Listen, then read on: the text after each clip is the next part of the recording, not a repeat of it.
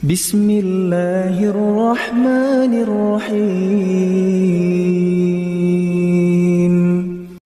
Alhamdulillah, puji syukur kita haturkan kehadirat Allah Subhanahu wa ta'ala. Kembali di pagi hari ini kita belajar tentang makna-makna dari salat kita. Dan insya Allah kita akan membaca doa iftitah yang kelima. Doa iftitah yang kelima dibaca oleh Nabi SAW ketika Qiyamul Lail. Beliau membaca Allahumma Rabba Jibrail wa Mikail wa Israfil alimal ghaibi wa syahadah anta tahkumu baina ibadik fatiras samawati wal ard alimal ghaibi wa syahadah anta tahkumu baina ibadika fima kanu fihi yakhtalifun ihdini limakhtulifa fihi minal haqqi biidhnik innaka tahdi man tasha'u ila siratim mustaqim. Allahumma ya Allah Rabba Jibrail, Rabbnya Jibrail, Mikail dan Israfil, Fatiras samawati wal ard, pencipta langit dan bumi, Alimal ghaibi wasyahadah, Zat yang maha mengetahui hal yang gaib dan hal yang tidak gaib. Lawan dari gaib adalah asy-syahadah, yang nampak. Anta tahkumu baina ibadika fima kanu fihi yakhtalifun. Engkau yang akan menghakimi, engkau yang akan memutuskan perselisihan yang terjadi di antara para hambamu.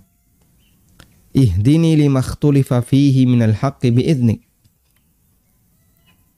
Tunjukkanlah kepadaku limakhtulifa fihi minal haqqi, kebenaran dari apa yang diperselisihkan, biidhnika, dengan izinmu, innaka tahdi man tasha'u ila siratim mustaqim, sesungguhnya engkau memberikan petunjuk kepada siapa saja yang kau kehendaki, ila siratim mustaqim, ke jalan yang lurus.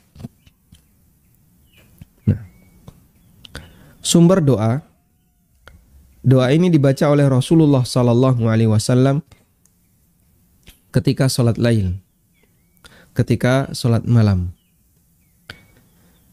Dan seperti yang kita baca dalam beberapa versi doa yang dibaca oleh Nabi SAW ketika beliau melakukan sholat, ada di antara doa yang beliau baca ketika Qiyamul Lail dan ada yang beliau baca ketika sholat wajib.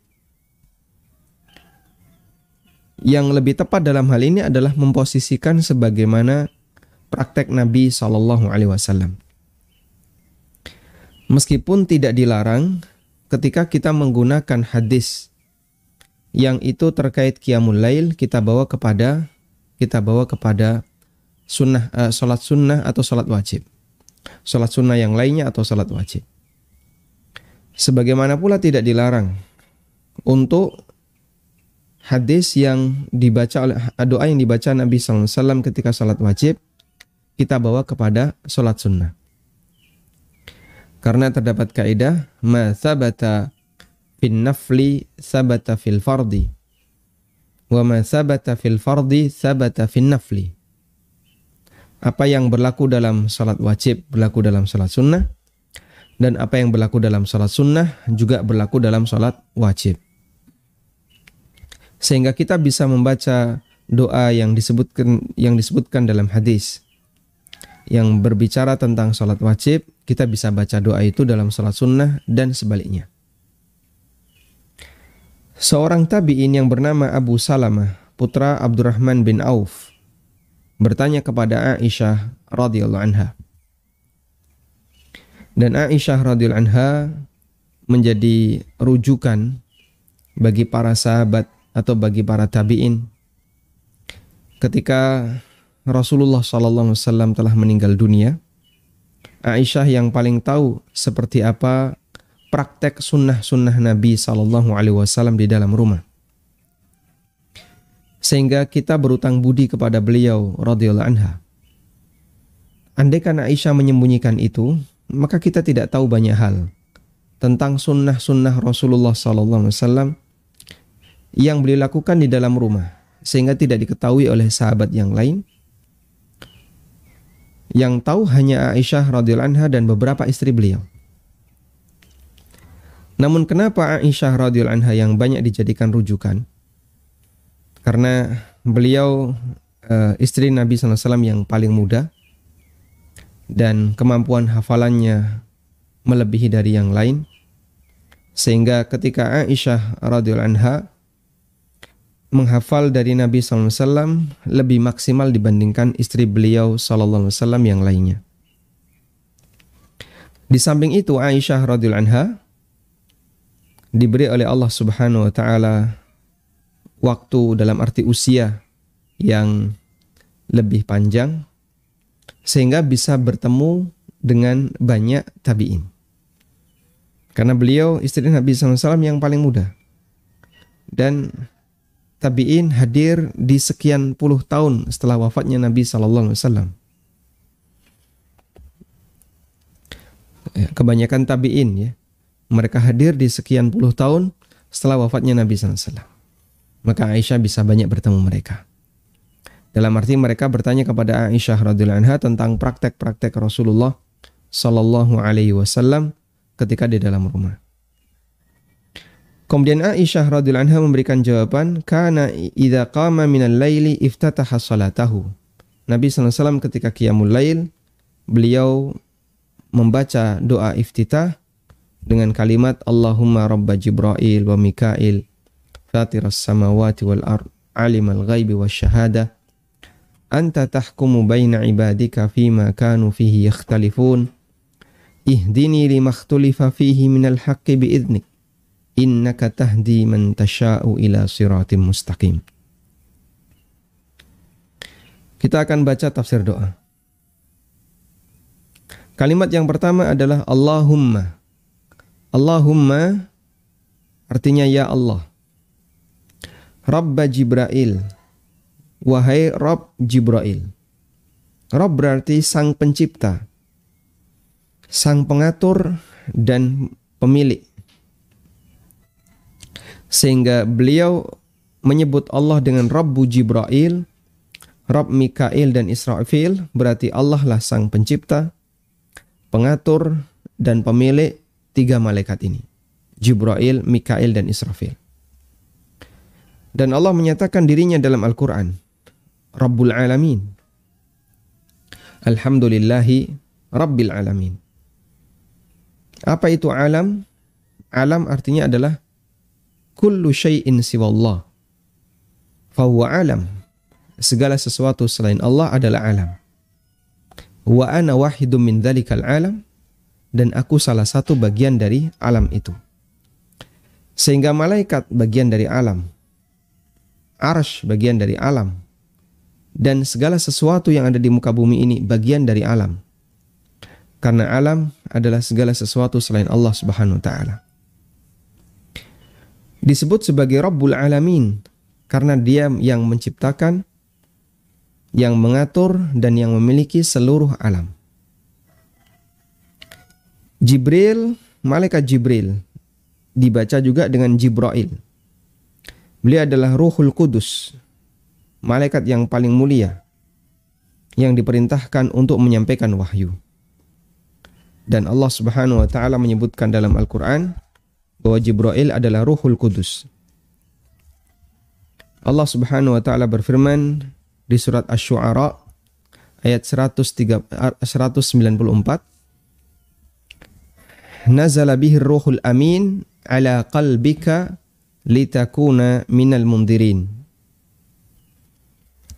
Al-Quran itu dibawa oleh Ruhul Amin. Ada di ayat 193-194. Surat Asy-Syu'ara. Nazala bihir ruhul amin. Al-Quran itu dibawa oleh Ruhul Amin. Ala qalbika litakuna minal mundirin. Disampaikan ke hatimu agar engkau menjadi al-mundirin, sang pemberi peringatan. Dan Allah juga berfirman di surat Al-Qadar, tanazzalul malaikatu warruhu fiha biizni rabbihim. Malaikat turun, demikian pula ar-ruh fiha, di malam itu, biizni rabbihim, dengan izin Rabb mereka. Dan beliau adalah ruh yang diutus oleh Allah kepada Maryam. Arsalna ilaiha ruhana. Dan aku utus kepada Maryam ruhana, ruh kami, yaitu Jibril alaihissalatu wassalam. Limadha sumya Jibril ruhan? Kenapa Jibril diberi nama dengan ar-ruh?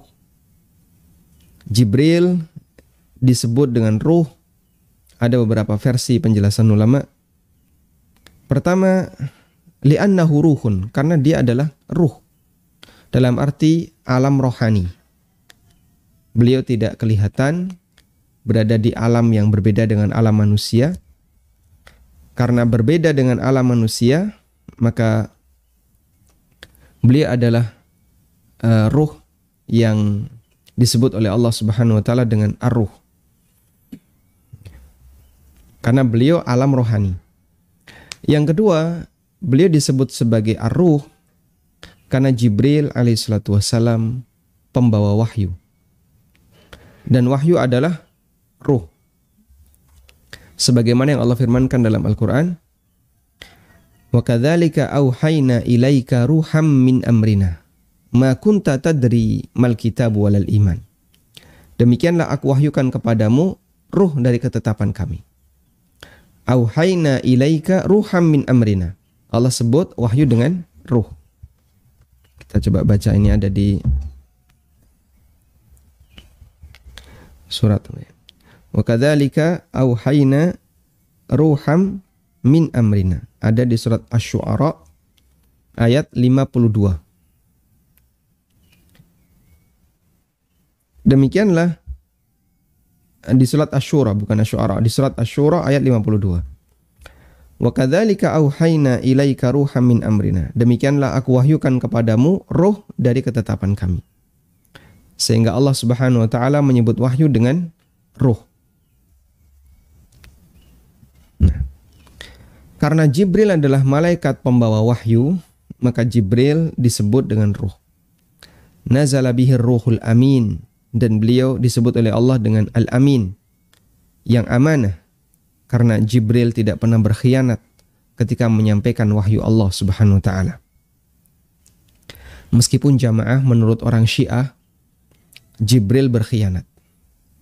Sehingga ada sebagian praktek yang dilakukan oleh orang Syiah dalam zikirnya, dia mengatakan khana Jibril, khana Jibril, khana Jibril. Jibril khianat, Jibril khianat, Jibril khianat. Waliyadzubillah. Dari ucapan semacam ini, Maha Suci Allah dari apa yang mereka ucapkan. Dan orang Syiah sangat membenci Jibril, sebagaimana Yahudi sangat benci kepada Jibril. Dan dulu ada beberapa orang yang menyatakan kebenciannya kepada Jibril. Lalu Allah Subhanahu wa taala turunkan firman-Nya di surat Al-Baqarah ayat 97, "Qul man kana aduwwan li Jibrila fa innahu nazzalahu ala qalbika biiznillah." Katakanlah wahai Muhammad, siapa yang memusuhi Jibril, sesungguhnya Jibril itu nazzalahu ala qalbika, menurunkan wahyu ke hatimu biiznillah, dengan izin Allah Subhanahu wa taala. Man kana aduwwan lillahi wa malaikatihi wa rusulihi wa Jibril wa Mikal fa innallaha aduwwul lil kafirin. Barang siapa yang menjadi musuh bagi Allah, para malaikatnya, para rasulnya, Jibril dan Mikail, sesungguhnya Allah merupakan musuh bagi orang-orang kafir. Sehingga membenci Jibril, maka dia adalah orang kafir yang dimusuhi oleh Allah Subhanahu wa taala. Berikutnya adalah Mikail. Disebut juga dengan Mikal. Beliau adalah malaikat yang diperintahkan untuk menurunkan hujan, untuk menyampaikan nikmat-nikmat Allah Subhanahu wa taala kepada para hambanya.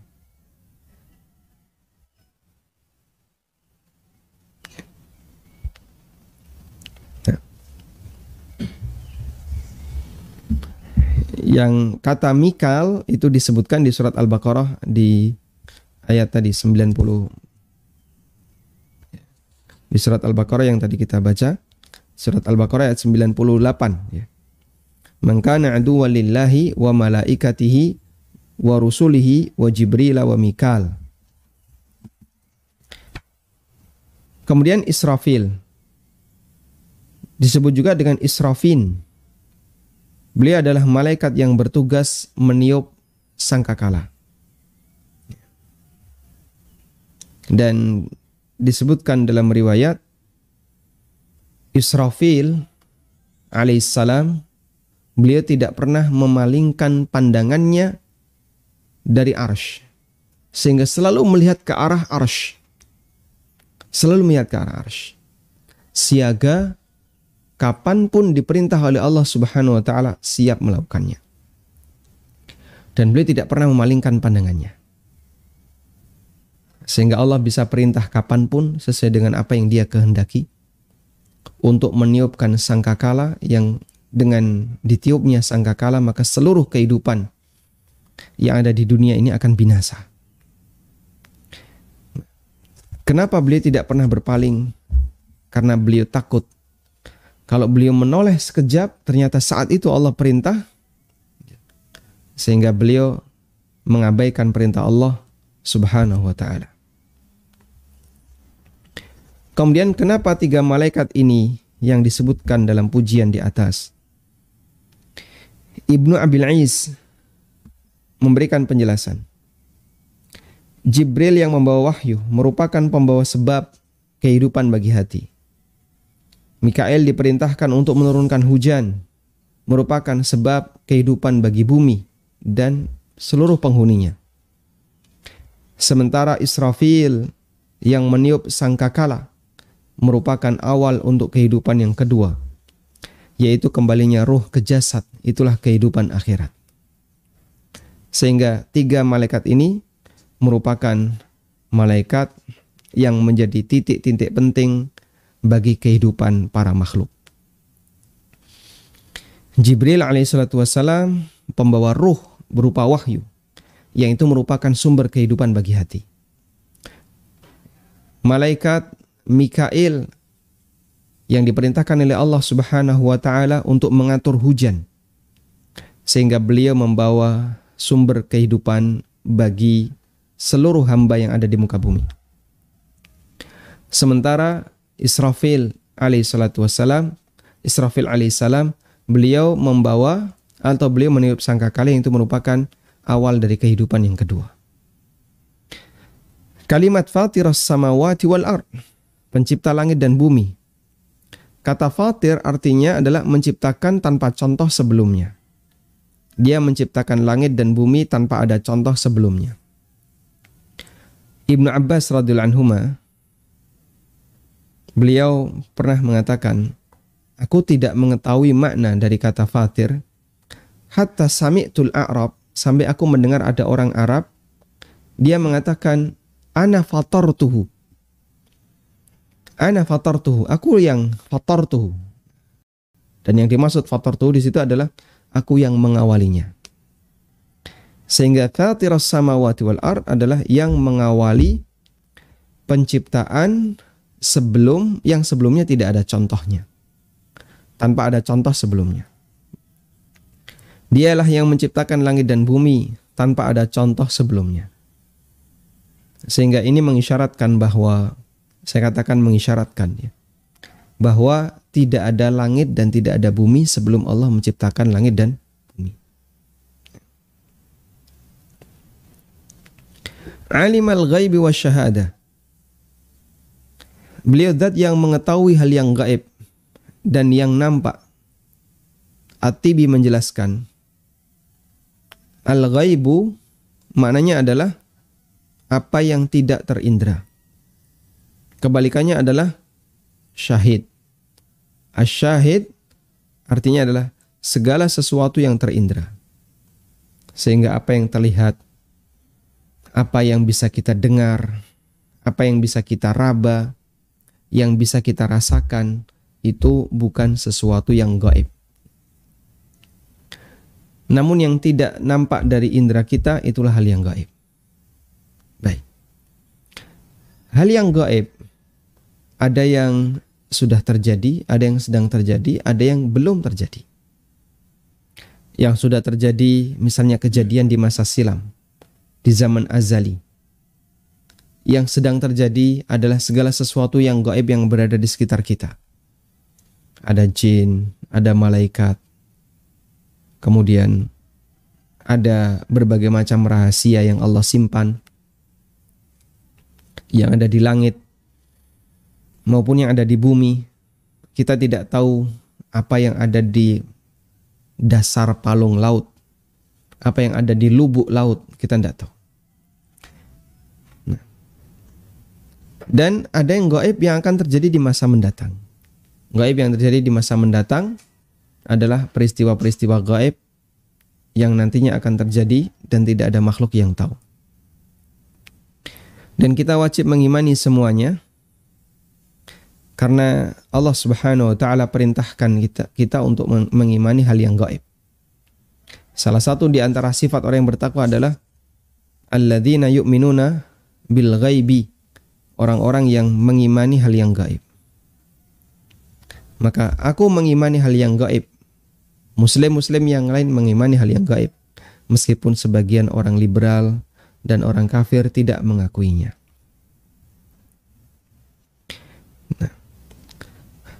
Selanjutnya, kalimat anta tahkumu baina ibadika fima kanu fihi yakhtalifun. Engkau yang akan memutuskan perkara di antara para hambamu terhadap apa yang mereka perselisihkan. Al-Qurtubi mengatakan, engkau memutuskan dan menjelaskan kebenaran.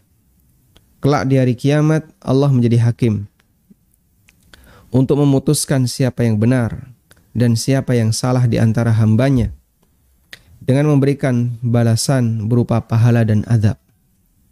Sehingga saat ini kita beda pendapat dengan A, dengan B, dengan C. Nanti semuanya akan diadili oleh Allah Subhanahu wa ta'ala.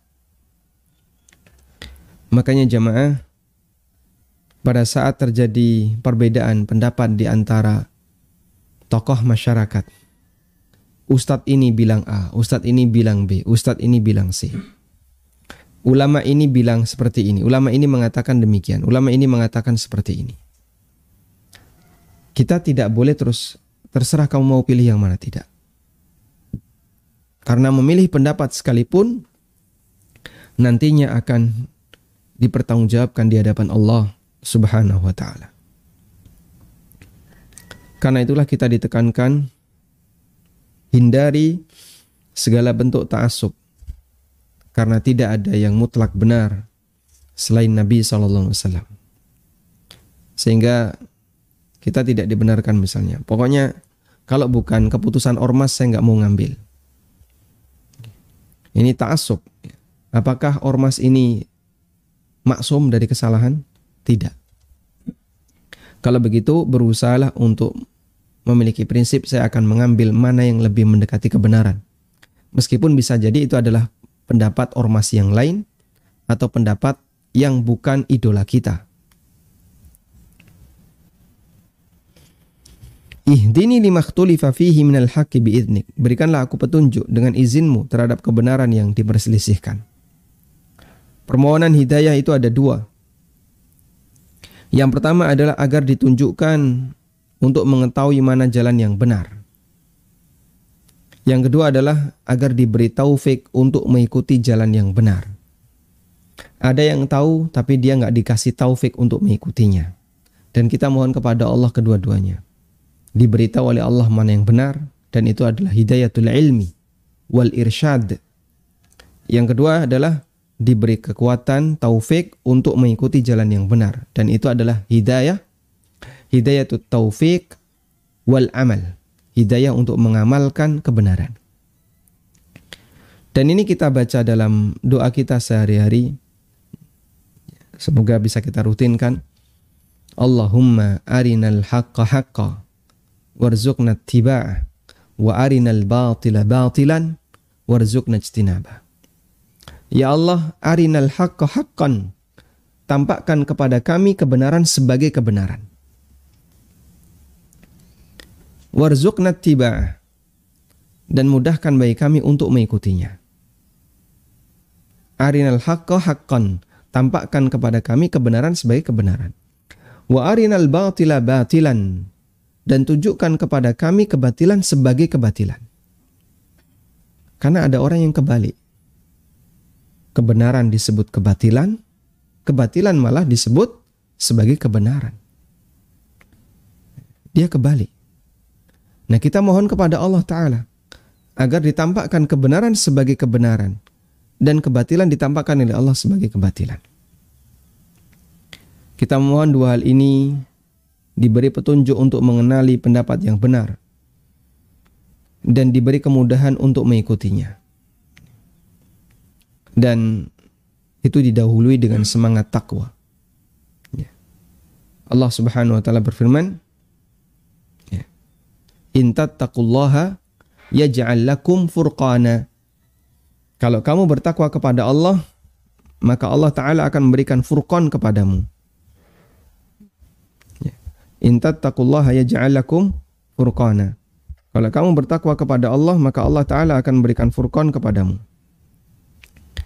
Nah, apa itu furqan? Furqan adalah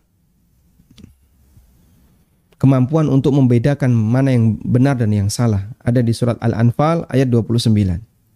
Ya ayyuhalladzina amanu in tattaqullaha yaj'al lakum furqana. Wahai orang-orang yang beriman, jika kalian bertakwa kepada Allah, maka Allah akan berikan furqan untuk kalian. Banyak orang yang dia komentar, ini pendapatnya kayak gini, ini pendapatnya kayak gini, ini pendapatnya kayak gini. Bikin bingung. Bikin bingung. Yang bisa kita sarankan untuk orang seperti ini adalah miliki semangat untuk bertakwa kepada Allah. Bentuk semangat bertakwa kepada Allah bagaimana? In tattaqullaha yaj'al lakum furqana. Kalau kalian bertakwa kepada Allah, maka Allah akan berikan furqan. Miliki semangat untuk menyesuaikan diri dengan kebenaran. Sehingga dengan cara itu Allah akan berikan hidayah kepadamu. Itulah yang dimaksud dengan bertakwa kepada Allah ketika terjadi khilaf. Kita tuliskan di sini. Nah. In tattaqullaha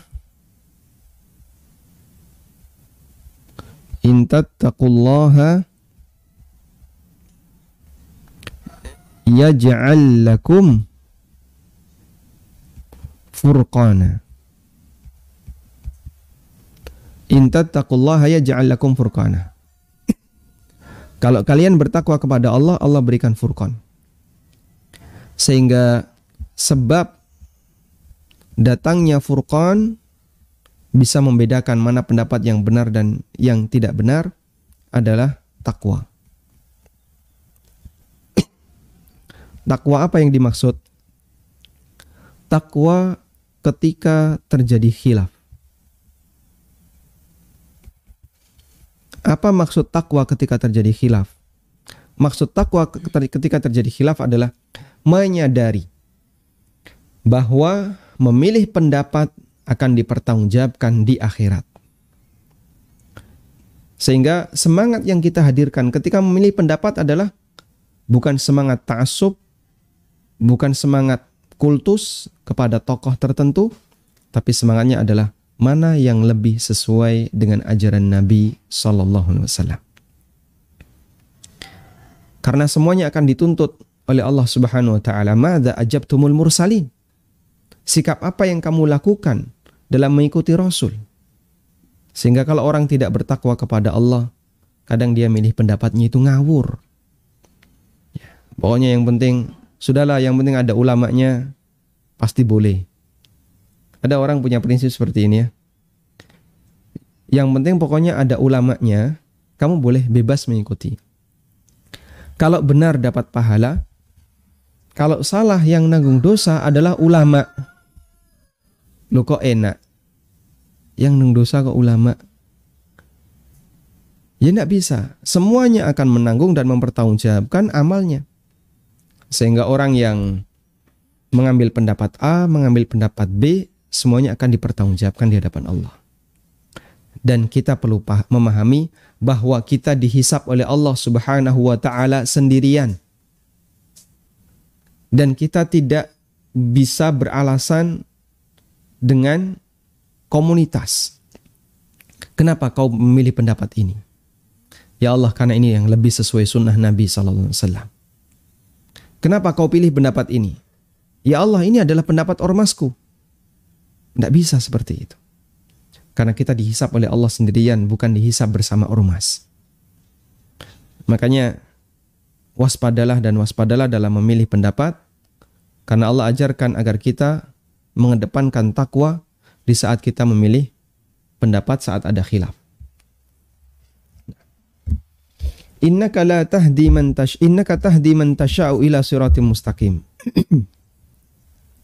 Atau lanjutannya, dengan izinmu ya Allah. At-Tibi menjelaskan makna izin di sini adalah kemudahan. Karena ketika orang sudah membuka hijab ruangannya, berarti dia mendapatkan izin untuk masuk. Dan seringkali kita membaca doa di sini di mana Nabi SAW mengatakan biiznik, dengan izinmu. Maksudnya adalah dengan kemudahanmu. Karena ketika orang sudah membuka hijab ruangannya, berarti itu izin untuk masuk. Dan ketika Allah sudah mengizinkan, berarti Allah membuka hijab untuk memasukinya. Ya. Sehingga kalau orang sudah diberi izin oleh Allah untuk dapat hidayah, Allah mudahkan dia untuk mendapatkan hidayah. Innaka tahdi man tasya'u ila siratim mustaqim.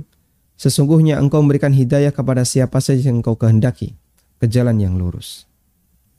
Di antara nama Allah adalah Al-Hadi, Zat yang memberi hidayah. Dia memberi petunjuk kepada siapa saja yang dia kehendaki. Dan betapa semua hamba membutuhkan petunjuk dari Allah, karena manusia itu bodoh dan tidak tahu hingga mereka mendapatkan petunjuk dari Allah. Dalam hadis qudsi Allah berfirman, Ya ibadi, kullukum dhalun illa man hadaituhu, fastahduni ahdikum. Wahai para hambaku, kalian semua itu sesat. Dalam arti tidak tahu kebenaran. Kullukum dhalun, kalian semua itu tidak tahu kebenaran. Dan kita mengakui itu. Kita lahir di muka bumi ini, apakah sudah hafal Sahih Bukhari? Tidak. Kita lahir di muka bumi ini, apakah bayi kita sudah hafal surat Al-Kautsar? Belum. Lalu kita bertahap, setahap demi setahap diajari oleh Allah Ta'ala. Wallahu akhrajakum min butuni ummahatikum la ta'lamuna syai'a. Allah mengeluarkan kalian dari perut ibu kalian dan kalian tidak mengetahui apapun. Illa man hadaituhu, kecuali yang aku berikan hidayah kepadanya. Fastahduni, karena itu mintalah hidayah kepadaku. Ahdikum, niscaya akan aku berikan hidayah kepada kalian. Dan hadirkan suasana seperti ini ketika kita membaca surat Al-Fatihah. Ihdinas siratal mustaqim.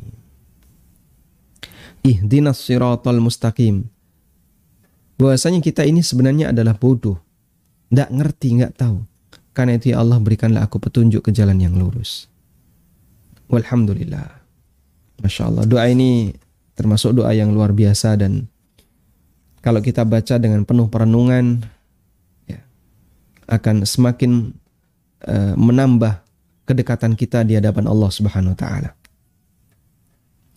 Kemudian doa iftitah yang keenam yang saya sebutkan di sini adalah doa iftitah yang dibaca oleh Nabi SAW pula dalam salat malam. Allahu Akbar, Allahu Akbar, Allahu Akbar, Dzul Jabarut wal Malakut, Dzul Malakuti wal Jabarut wal Kibriyai wal Azamah. Allahu Akbar, Allahu Akbar, Allahu Akbar. Dzul Malakut, dialah yang memiliki Al-Malakut, kerajaan yang besar. Al-Jabarut, kekuasaan. Al-Kibriya, kebesaran. Al-Azamah, dan keagungan. Diceritakan oleh Hudzaifah bahwa beliau pernah melihat Rasulullah SAW salat malam dan beliau membaca doa ini. Hadis riwayat Abu Dawud dan dinilai sahih oleh Syekh Albani. Dzul malakut wal jabarut wal kibriya wal azamah. Kita coba lihat tafsirnya masing-masing. Al malakut ini semuanya adalah bentuk hiperbol. Hiperbol itu ungkapan apa? Ya, untuk mengatakan wah, gitu ya. Dan masing-masing bahasa punya gaya bahasa yang berbeda. Hiperbol yang paling terkenal di masyarakat Jawa itu hiperbolnya orang Jawa Timur. Pawanas. Nah. Waduh. Apalagi? Pawinter, gitu kan? Jadi dia dibuat dengan pola seperti itu. Ya. Hiperbolnya orang Jogja beda lagi. Panis. Itu panas sekali, kan gitu ya. Baik. Cemolong. Cemolong apa? Colongebel, ya. Mudah dicuri, itu namanya cemolong. Kemedol. Artinya apa? Mudah dijual, dolable, ya, gampang didol. Dalam bahasa Arab ada model seperti itu. Al-malakut, bentuk hiperbol dari kata malakun yang artinya kerajaan. Sehingga al-malakut adalah kerajaan yang sangat luas. Al-jabarut, bentuk hiperbol dari kata al-jabar yang artinya adalah kekuasaan. Yang mengendalikan semuanya, kekuasaan dalam mengendalikan semua, sehingga tidak ada yang bisa keluar dari jabarut Allah Subhanahu wa taala. Al-kibriya artinya adalah ketinggian dari seluruh makhluk, karena dia zat yang maha tinggi, maha agung, maha besar, dan seluruh makhluknya tunduk kepadanya. Al-azamah artinya keagungan. Ada yang berpendapat al-kibriya artinya adalah kesempurnaan zat, sedangkan al-azamah adalah kesempurnaan sifat. Al-kibriya kesempurnaan zat, al-azamah kesempurnaan sifat. Tayyib. Barangkali ada beberapa doa yang belum kita hafal, dan sekali lagi saya beri tugas bagi para jamaah, tolong dihafalkan, ya. Ya, meskipun Anda tidak mungkin setoran ke saya, cuman anggaplah ini tugas setelah kita belajar. Percuma kalau kita sudah belajar tapi tidak kita hafal, ya sama seperti belum kita pelajari. Karena jadinya apa? Tidak kita amalkan. Ya. Ada 6 doa iftitah. Bagi Anda yang baru menghafal 1 atau 2, tolong ditambahkan dengan doa-doa iftitah yang lainnya. Wallahu ta'ala alam. Demikian yang bisa kita berikan sebagai muqaddimah. Wassallallahu ala nabiyyina Muhammadin wa ala alihi wa sahbihi wasallam.